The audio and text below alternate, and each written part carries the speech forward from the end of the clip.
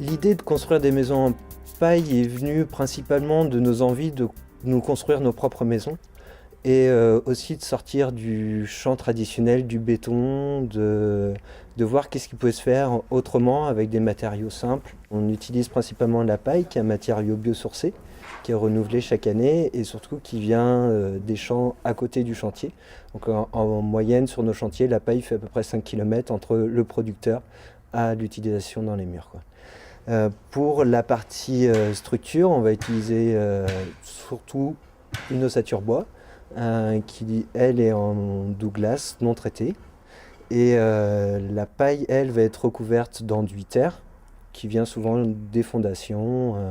Si elle est assez argileuse, sinon elle vient de terrassiers qui sont très proches du chantier, quoi. Donc l'idée, c'est de faire une maison à haute performance énergétique, mais avec des matériaux très très locaux. Alors moi je suis pas du tout du milieu du bâtiment, en fait j'ai une formation d'ingénieur aéronautique en aérostructure. Donc à la base je faisais le premier transport le plus polluant au monde. En fait l'idée de venir à la paille, c'était associer mes convictions écologiques et mon travail. Moi je me suis formé principalement au Québec pour la partie paille. Ça fait 7 ans maintenant que je vis de la paille et j'essaie de transmettre le maximum cette envie. On va toutes les mettre. On va toutes les poser.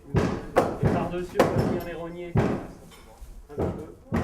On va pas faire comme on a fait. Alors, les chantiers participatifs, c'est une activité qu'on arrive à mener grâce aux associations aussi qui nous entourent.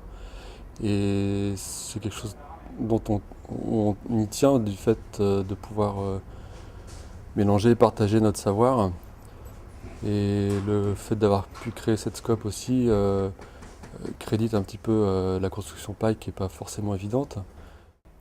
Le choix scope aussi nous permettait d'aller vers l'entreprise, là où tous individuellement on n'aurait jamais été vers l'entreprise, en fait.